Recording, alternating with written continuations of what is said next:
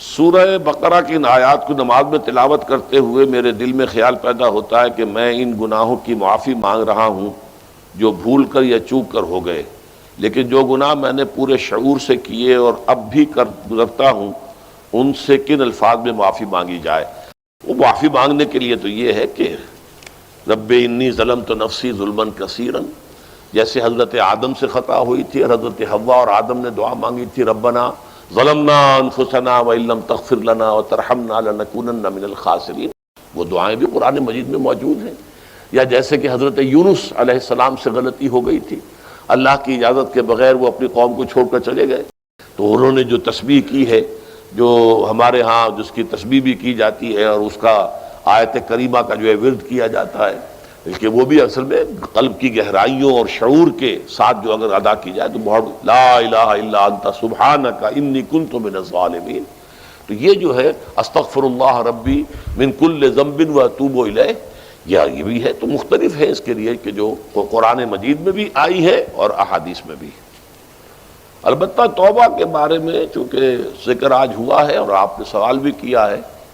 تو یہ بات واضح ہو جانی چاہیے،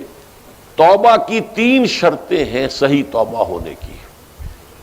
اور یہ 3 شرطیں ہیں حقوق اللہ میں جو گناہ ہوا ہے اس کے ضمن میں۔ حقوق العباد میں ہوا ہے تو 4تھی شرط اور ہے۔ وہ 3 شرطیں کیا ہیں؟ گناہ پر حقیقی پشیمانی ہو، دل میں شرمندگی ہو، تعسف ہو کہ یہ کام میں نے کیوں کیا یا کیوں کرتا رہا اب تک، اور نمبر 2 عزم مصمم ہو کہ آئندہ ہرگز نہیں کروں گا، اور نمبر 3 اس کو چھوڑ دے بالفعل، وہ عزم مصمم پر عمل شروع ہو جائے۔ اگرچہ یہ ہو سکتا ہے کہ پھر غلطی ہو جائے، پھر ذہول ہو جائے، پھر نسیان ہو جائے، کوئی پرواہ نہیں، اس وقت جب کہ وہ توبہ کر رہا ہے نمبر 1 پشیمانی ہو حقیقی، نمبر 2 عزم مصمم ہو کہ دوبارہ ارتکاب نہیں کروں گا، نمبر 3 بالفعل اس کام کو چھوڑ دے۔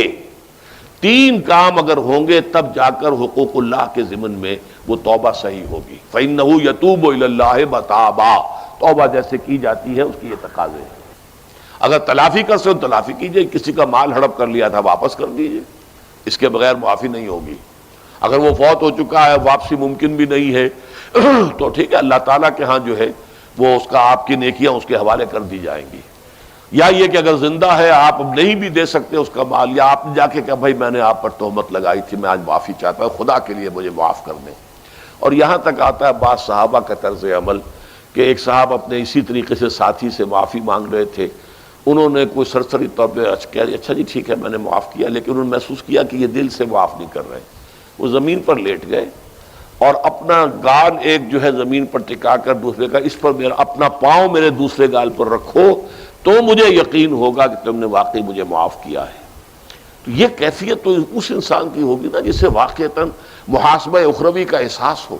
اور شدید کہ اس کی جواب دہی ہوگی،